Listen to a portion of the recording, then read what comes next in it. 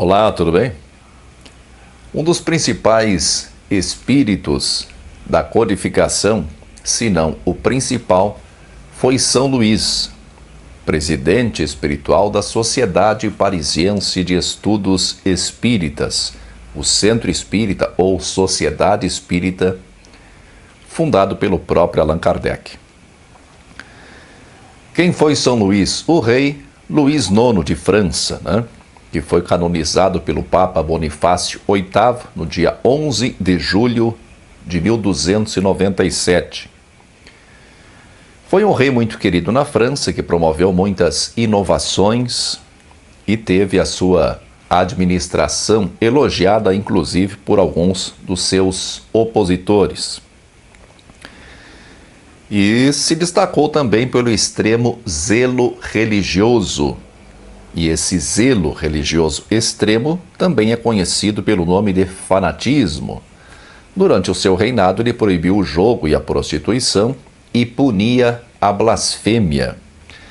E as punições para a blasfêmia eram tão rigorosas que o próprio Papa, o Papa Clemente IV, ele teve que intervir para atenuar essas penas impostas pelo rei Luís IX de França, para a blasfêmia. Ele também ficou muito conhecido por perseguir judeus e por ter sido um dos principais promotores das cruzadas. E é dele, então, desse suposto espírito São Luís, é dele, juntamente com o suposto espírito Santo Agostinho, a teoria dos espíritos protetores ou anjos guardiões. Teoria esta que foi prontamente acatada por Kardec e inserida, sem mais delongas, no Livro dos Espíritos.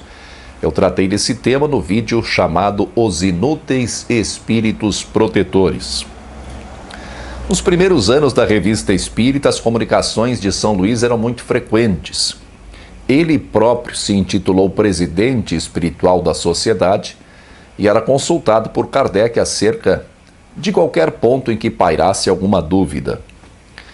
Ao longo do tempo, houve manifestações de um falso São Luís, ou seja, de um espírito que se passava por São Luís, pelo espírito São Luís.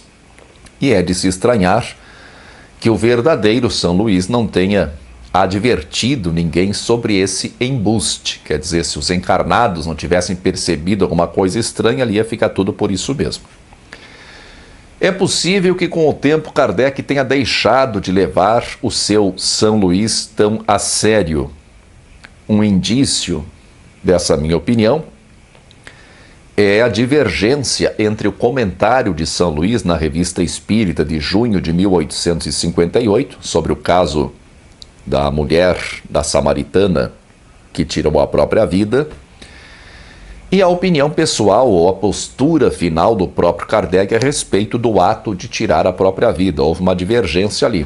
São Luís afirmou, na Revista Espírita, que qualquer espírito que tirasse a própria vida estaria condenado a permanecer ligado ao corpo até o dia em que estaria prevista a sua morte natural.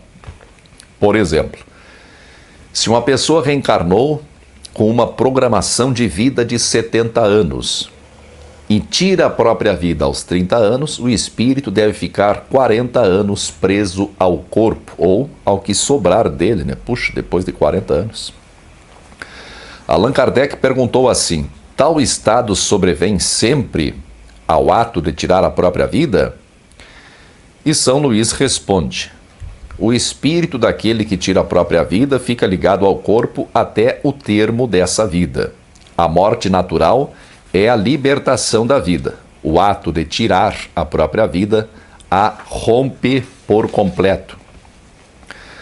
No entanto, no livro O Céu e o Inferno, de 1865, na parte 2, capítulo 5, Kardec afirma que não existe regra absoluta e uniforme nos meios de punição para aqueles que tiram a própria vida. Ele diz assim: a sensação dos vermes e da decomposição do corpo não é privativa daqueles que tiram a própria vida. Sobrevém igualmente aos que viveram mais da matéria que do espírito. Em tese, não há falta isenta de penalidades, mas também Não há regra absoluta e uniforme nos meios de punição. Como raras vezes é mencionado o nome do médium através do qual o suposto espírito São Luís se comunicava, não temos como saber se o comportamento dele refletia apenas as ideias do próprio médium. Eu digo isso porque o espírito São Luís inaugura um modo de se portar perante os fatos, que mais tarde acabaria se tornando muito comum no EPB, o Espiritismo Popular Brasileiro. Que modo de se portar perante os fatos é este? É a manutenção das mesmas ideias e opiniões, mesmo que haja novas descobertas que desmintam essas ideias e opiniões iniciais. Nós vemos, por exemplo, na edição da Revista Espírita de dezembro de 1859, em que estão anotados os estudos que haviam sido promovidos na sociedade naquele mês. Estudos. Os senhores P e DR chamam a atenção para uma nova versão do naufrágio do navio Le Constant, publicado no Siècle, um jornal bastante famoso da época. Publicado no Siècle, segundo a qual o negro que foi morto para ser comido não se teria oferecido voluntariamente, como consta do primeiro relato, e que haveria, assim, contradição com as palavras do espírito do negro. O senhor Cole não vê contradição, pois o mérito atribuído ao negro foi constatado por São Luís e o próprio negro disso não se prevaleceu. Eu procurei referências dentro da própria Revista Espírita e não encontrei nada. Mas tratava-se de uma notícia publicada na época, né?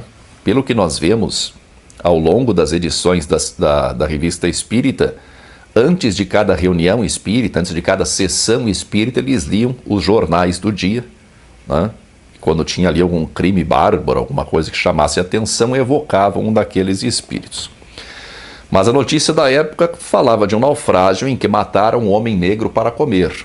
Pelo que se deduz da nota, o espírito do homem negro havia sido evocado, né, na sessão espírita e dito que oferecera o próprio corpo para os outros náufragos comerem. Tem a dó, né, acreditar no negócio desse. Como novas notícias nos jornais desmentiam essa versão, aliás, absolutamente ridícula, 2 membros da Sociedade Espírita, os senhores P e DR, perguntaram a respeito disso, né? E outro membro, o senhor Cole, ele prefere ficar com a versão de São Luís. São Luís, que era tido como um espírito superior, que se autoproclamou presidente espiritual da sociedade, ele era racista, aliás, como muitos na sua época. Na Revista Espírita de junho de 1859, há uma matéria chamada O Negro Pai César, em que Kardec interroga o espírito de um homem negro que havia morrido aos 138 anos de idade. E a certa altura da conversa, Kardec faz uma pergunta ao espírito São Luís. Pergunta 9, a São Luís: a raça negra é de fato uma raça inferior? Resposta: a raça negra desaparecerá da terra. Foi feita para uma latitude diversa da vossa. Pouco depois, Kardec pergunta novamente a São Luís. Pergunta 12, a São Luís: algumas vezes os brancos reencarnam em corpos negros? Resposta: sim. Quando, por exemplo, um senhor maltratou um escravo, pode acontecer que peça como expiação para viver num corpo de negro, a fim de sofrer por sua vez o que fez padecer os outros, progredindo por esse meio e obtendo o perdão de Deus. Nascer como negro, para São Luís, só podia ser por castigo, né? É claro que nós temos que considerar que a realidade dos negros na época de Kardec era realmente muito mais difícil do que hoje, né? Eles viviam uma situação muito mais difícil, né, em sua grande maioria. Mas não dá para aceitar uma resposta tão tosca como a do suposto São Luís. É compreensível que os europeus pensassem assim na época, porque nessa época estavam em vigor pseudociências, né? Mas que na época eram consideradas ciências, dignas de credibilidade. E essas pseudociências supostamente comprovavam a inferioridade da raça negra. Tudo bem que a maioria pensasse assim, então tudo bem, né? Mas o São Luís, ele não é um espírito superior? Se nos basearmos na resposta de São Luís, ou na opinião pessoal de Kardec a respeito dos negros, que não diferia muito disso, uma pessoa negra ou é um espírito inferior, que ainda não mereceu habitar um corpo branco, ou ela está sofrendo um castigo, como, por exemplo, por ter maltratado um negro numa reencarnação anterior. Além disso, na resposta anterior, o suposto São Luís afirma categoricamente que a raça negra vai desaparecer da Terra. Não desapareceu ainda, né? E não dá o menor vestígio disso. Nós vemos que prova de superioridade desse espírito. Isso que ele era o presidente. Imagina o resto da turma. Mas nós temos mais algumas amostras da superioridade do Espírito São Luís no livro O Céu e o Inferno. Esse livro foi publicado no dia 1º de agosto de 1865. E ele traz uma seleção de comunicações de supostos espíritos desencarnados, contando a sua situação pós-morte, né? A sua situação depois da morte, como desencarnados. E ali tem uma escala, né? Tem os espíritos bons, tem os espíritos meia boca, né? Aqueles que não fedem, não cheiram, né? Tem os espíritos maus e tem aqueles que tiraram a própria vida. Nessa ordem, é uma ordem decrescente. A ideia de Kardec de fazer um livro assim já é uma prova de péssimo gosto. Por quê? Porque ele publica supostas comunicações de espíritos que em muitos casos haviam morrido há pouco tempo. Às vezes, pessoas que poderiam ser identificadas facilmente através dessas comunicações. Imagine como você se sentiria se tomasse conhecimento de que alguém resolveu publicar uma suposta mensagem de um familiar seu, recém-falecido, né, que tivesse morrido em tristes condições e que agora, de acordo com os relatos, estaria vivendo lá no outro lado da vida, ainda em tristes condições, talvez até piores. E Chico Xavier copiou esse bom exemplo de piedade cristã e publicou uma explicação mentirosa e sem vergonha sobre o incêndio do Gran Circo norte-americano que matou centenas de pessoas e é a maior tragédia do gênero na história do Brasil. Apenas 4 anos depois da tragédia, 4 anos, era tudo recente ainda, Chico afirmou no livro Cartas e Crônicas, né, esse livro atribuído ao espírito Humberto de Campos, que o Chico sequestrou. Chico disse ali que aquelas centenas de pessoas que morreram, na maioria crianças, né, porque é um circo, né, não foi um teatro. Então aquelas centenas de pessoas que morreram, a maioria delas crianças, morreram queimadas no incêndio no circo, elas estavam apenas pagando seus erros cometidos quando tinham sido soldados romanos. Então, justiça divina, nada mais que isso. E hoje tem um youtuber, dublê de médium, né, a encarnação expiatória do Brutus, o inimigo do Popeye do desenho, que também gosta bastante de explorar tragédias, né, colocar a culpa nas vítimas. O espírito de São Luís é talvez o maior colaborador do livro O Céu e o Inferno. Eu vou ler o comecinho do título, O Pai e o Conscrito. Conscrito, se você não sabe, é aquele que foi recrutado para a guerra. Diz assim: no começo da Guerra da Itália, em 1859, um negociante de Paris, pai de família, gozando de estima geral por parte dos seus vizinhos, tinha um filho que fora sorteado para o serviço militar. Não é servir o quartel que nem aqui no Brasil, era ir para a guerra. Impossibilitado de o eximir de tal serviço, ocorreu-lhe a ideia, do pai, né? Ocorreu a ideia de tirar a própria vida a fim de isentar o filho, né? O filho, então, seria o arrimo de família, né? Não teria pai, teria que ser o responsável pela família. E não precisaria ir para a guerra. Um ano mais tarde foi evocado na Sociedade de Paris, a pedido de pessoa que o conhecera, desejosa de certificar-se da sua sorte no mundo espiritual.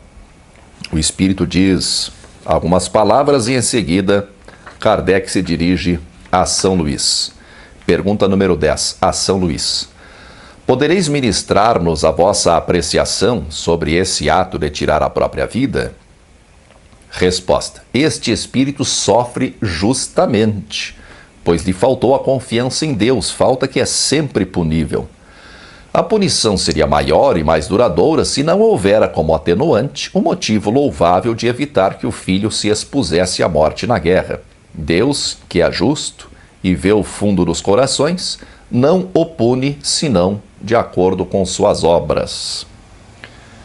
E depois disso vem o comentário do próprio Kardec. Kardec diz assim, observações.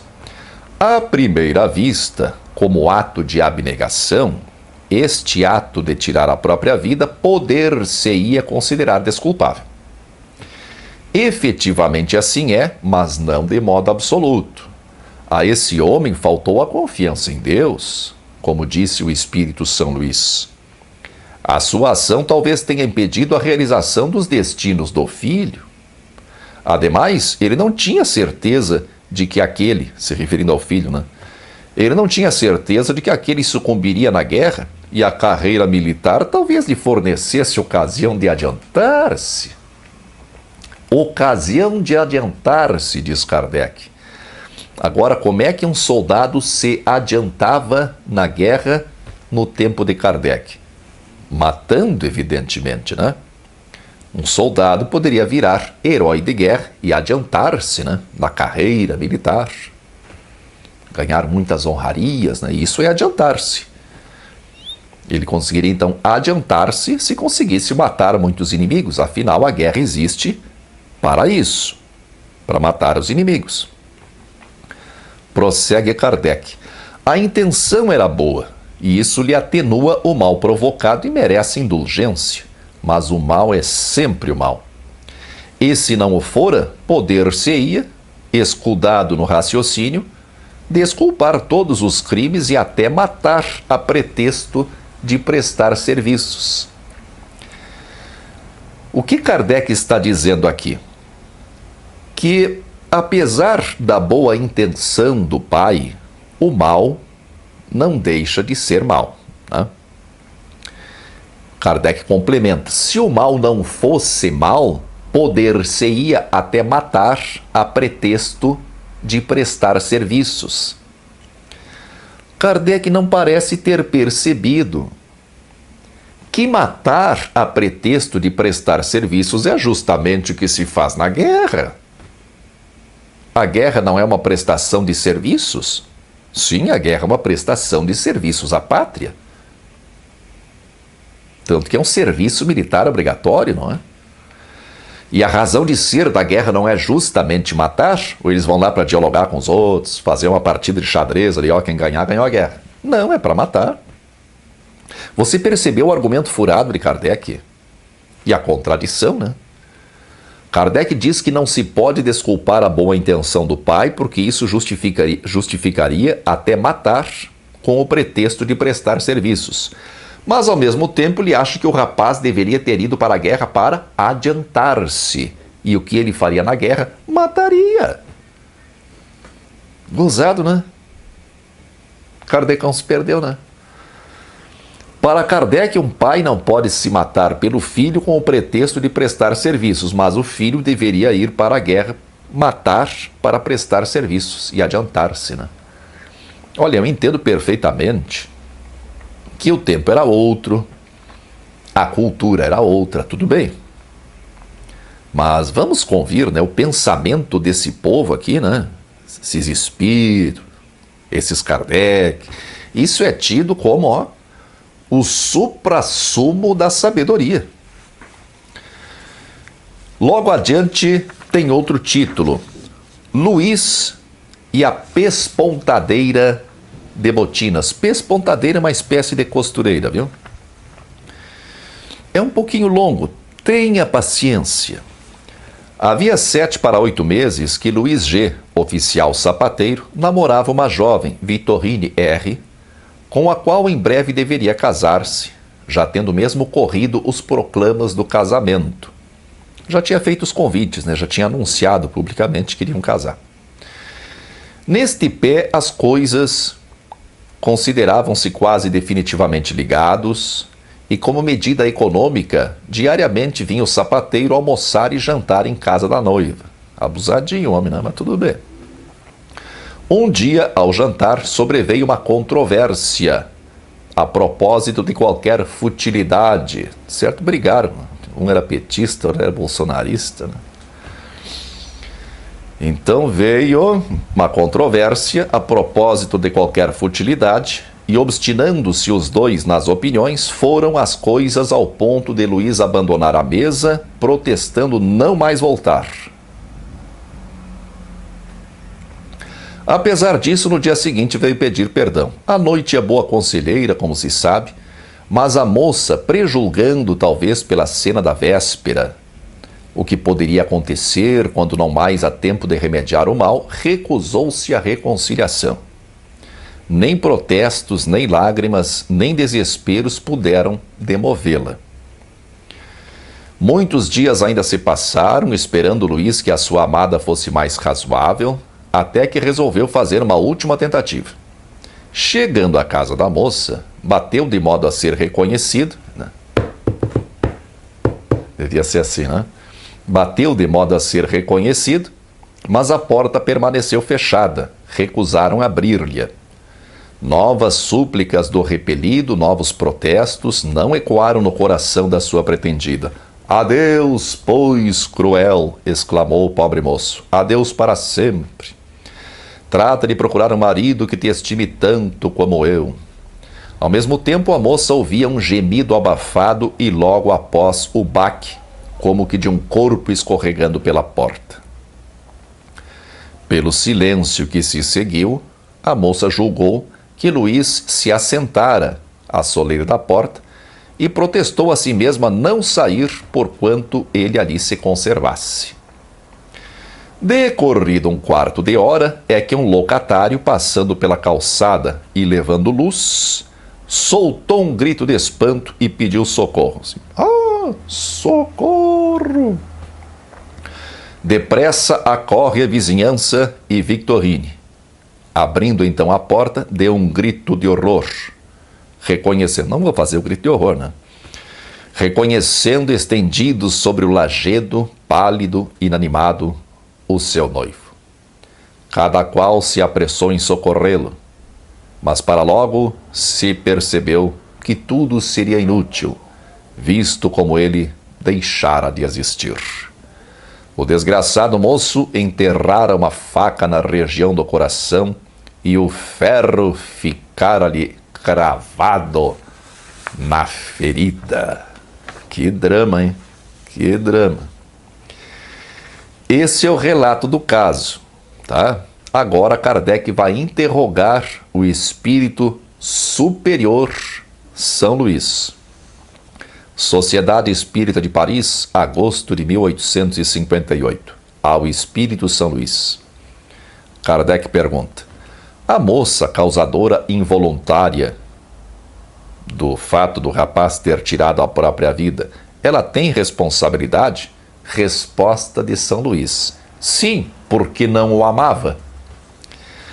São Luís está culpando a moça pelo fato de o noivo ter se matado só porque ele acha que ela não amava ele. Pergunta número 2. Então, para prevenir a desgraça, deveria desposá-lo a despeito da repugnância que ele causava?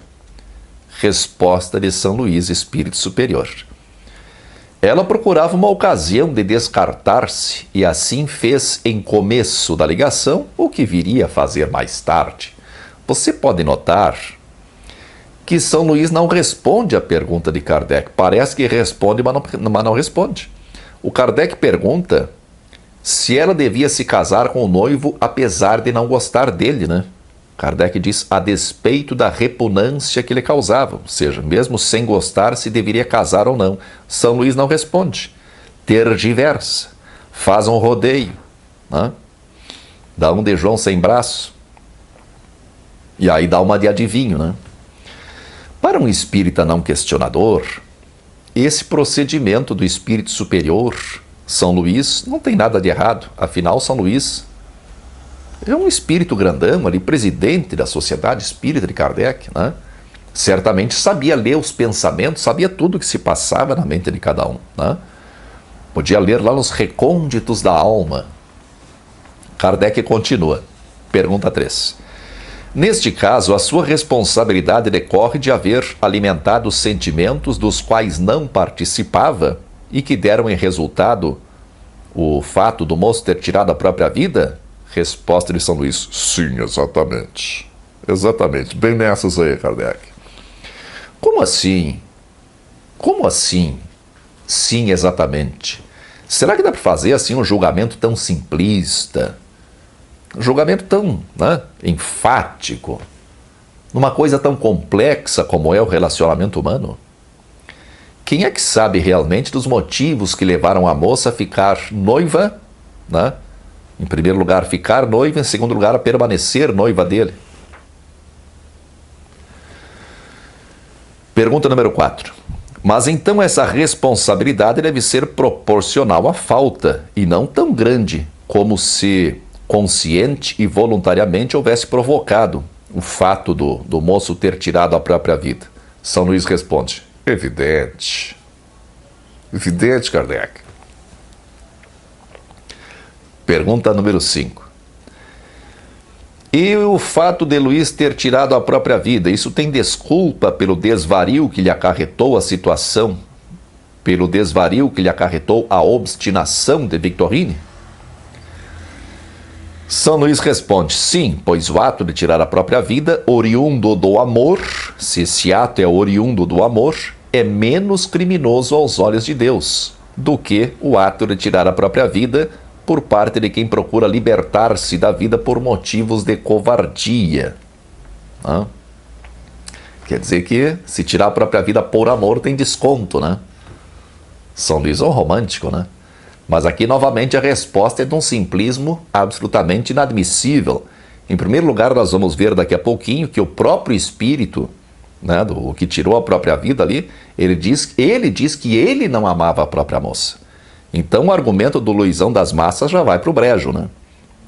Em segundo lugar, será que é tão fácil assim classificar tudo o que pode ser considerado como covardia? Será que é essa barbada toda ali? Não.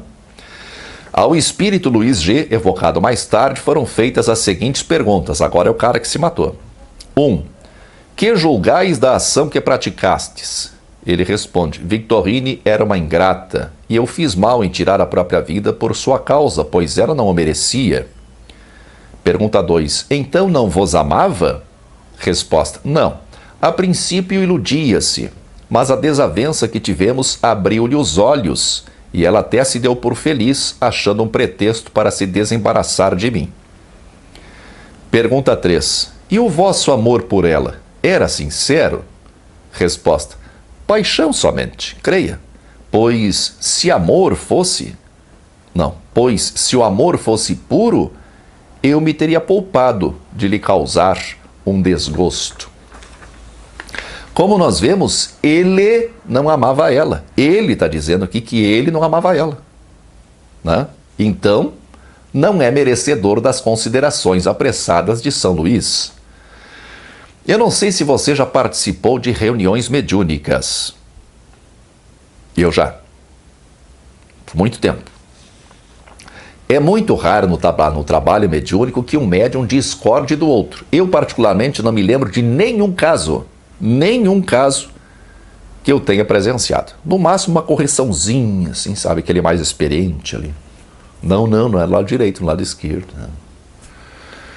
Se um médium diz que viu ou ouviu alguma coisa, uma determinada coisa, nenhum outro médium vai contrariar esse primeiro médium. Pelo contrário, quase sempre, mas quase sempre mesmo, ele acrescenta mais dados em cima daquilo que o primeiro médium falou. É uma espécie de acordo tácito, né? Um acordo não verbal, um acordo que dispensa palavras, dispensa olhares, dispensa qualquer combinação prévia. No fundo, eles sabem que estão todos no mesmo barco, ali tem que se apoiar, né? Nessa sessão em que Kardec está tratando desse homem que tirou a própria vida, havia ali no mínimo 2 médiuns, né? Um para manifestar o São Luís e outro para manifestar o homem que se matou. Então Kardec se dirige primeiro ao médium que recebe o espírito do São Luís, né? E o médium, ou espírito, se você preferir, né? O médium diz que a moça tinha responsabilidade porque ela não o amava. Nós não sabemos que informações eles tinham sobre esse caso. Era um caso recente, um caso ocorrido há apenas 5 meses. E talvez ocorrido com pessoas das relações pessoais deles, com alguém que eles conheciam, né? Mas se o médium disse que a moça tinha responsabilidade, por mais que seja evidente que o caso não seja bem assim, se o médium disse, isso deve ser mantido assim. Não cabe a outro médium desmentir o primeiro médium. Porque aí um deles não está vendo a verdade. E aí a mediunidade fica em dúvida, né? Entende? Então, principalmente se for um médium bem conceituado, que recebe ali um espírito grandão, a opinião inicial dele, o posicionamento inicial dele deve ser mantido, né? Por isso é evidente que o outro médium que supostamente está manifestando o espírito do cara que tirou a própria vida, é evidente que ele vai dizer que a moça não amava ele. Mesmo que ela o amasse, o médium está obrigado a dizer que ela não o amava para concordar com o primeiro médium. É assim que funciona. Esse caso foi noticiado num jornal de Paris no dia 7 de abril de 1858. E no mês de setembro do mesmo ano, portanto apenas 5 meses depois, Kardec fez a evocação do espírito e resolveu publicar na Revista Espírita do mês de setembro de 1858. Mais tarde é que ele selecionou esse caso e inseriu esse caso no livro O Céu e o Inferno. O que você deve notar é que quando houve a sessão espírita para tratar do caso, os participantes da sessão estavam bem a par do caso, né? Eles tinham informações, inclusive com os dados da matéria do jornal. Mas vamos voltar ao caso das pessoas que tiram a própria vida, né? Compare o julgamento de Kardec e São Luís, né? O julgamento que Kardec e São Luís fazem em relação aos dois, né? As duas pessoas que tiraram a própria vida. No comentário do pai, né? O pai que tirou a própria vida para salvar o filho da guerra, Kardec diz o seguinte: o ato de tirar a própria vida mais severamente punido é o resultante do desespero que visa a redenção das misérias terrenas. E agora São Luís diz que tirar a própria vida por amor é menos criminoso aos olhos de Deus. Romântico São Luís, né? Cantor de tango, né? Tango de Gardel. Um pai tira a própria vida para evitar que o filho morra ou mate na guerra. E ele é mais severamente punido do que um cara que se matou porque levou um carão da noiva, né? Não sei se tu conhece a expressão levou carão, né? Levou um fora. Porque nem amar ele amava, de acordo com ele mesmo. O espírito São Luís, futuro Carlos Gardel, né? Depois reencarnou como Carlos Gardel, hoje é cantor sertanejo desses universitários ali, né? Ele é que acha que o cara se matou por amor. Vamos ver agora o comentário do mestre Lyonês, o bom senso encarnado. Por isso se vê ainda uma nova confirmação da justiça que preside a distribuição das penas conforme o grau de responsabilidade dos culpados. É a moça, neste caso, que cabe a maior responsabilidade, por haver entretido em Luís, por brincadeira, um amor que não sentia. Você ouviu isso? Não apenas ela tem responsabilidade na morte dele, como para Kardec, ela é mais responsável do que ele. E Kardec acusa a moça de ter entretido por brincadeira. Entretido por brincadeira um amor que não sentia. Como assim por brincadeira? Como é que Kardec sabe que ela estava brincando com ele? O que o suposto espírita, né, do cara que se matou, o que ele disse foi que ela, a moça, a princípio se iludia.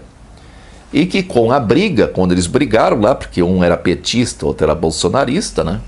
Aí, eles tiveram essa briga e ela abriu os olhos. Se ela estava iludida, como então ela é responsável? Uma pessoa está proibida de se iludir? De onde Kardec tira esse julgamento? Ele continua. Quanto ao moço, este já é de sobejo punido pelo sofrimento que lhe perdura, mas a sua pena é leve, porquanto apenas cedeu a um movimento irrefletido em momento de exaltação, que não a fria premeditação daqueles que tiram a própria vida, buscando subtrair-se às provações da vida. Embora os tempos fossem outros, eu acredito que não era todo mundo que andava na rua com uma faca, né? Porque ele se matou com uma facada no coração, né? Será que todo mundo andava armado? Kardec anda com faca na cintura, né?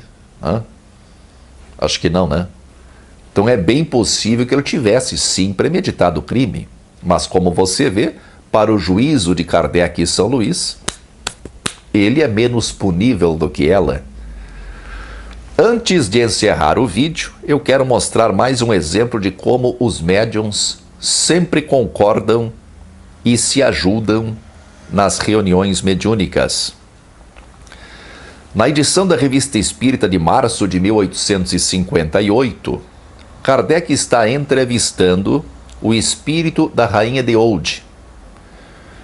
Estão ali, portanto, no mínimo 3 pessoas. Claro que havia mais, né? Mas, pelo que se pode notar, ali no mínimo 3 pessoas. Kardec, o médium que manifesta o espírito da Rainha e o médium que manifesta o espírito São Luís. Depois de muitas perguntas, Kardec indaga o seguinte, pergunta número 29. Que impressão vos causa estardes entre nós? Ele está perguntando para a rainha, né? Resposta, se eu pudesse evitá-la, tratam-me com tão pouca cortesia. Não quero que me tratem assim. Chamai-me majestade, ou não responderei mais. Pergunta número 30.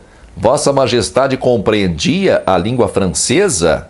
Resposta, por que não a compreenderia? Eu sabia tudo. Pergunta número 31. Vossa Majestade gostaria de nos responder em inglês? Pegou o médium, hein? Resposta, não me deixareis, pois, tranquila, quero ir embora, deixar-me. Pensais que eu esteja submetido aos vossos caprichos? Sou rainha e não escrava.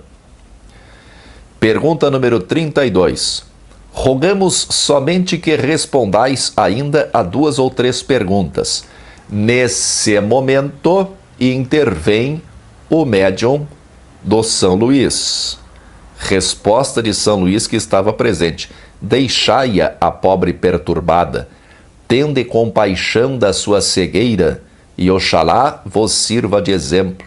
Não sabeis quanto padece o seu orgulho.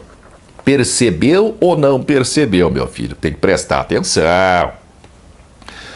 O médium da rainha, né? O médium que está ali supostamente manifestando o espírito da rainha, ele faz uma brincadeirinha e diz que só vai responder se chamarem ela, se tratarem ela por majestade, né?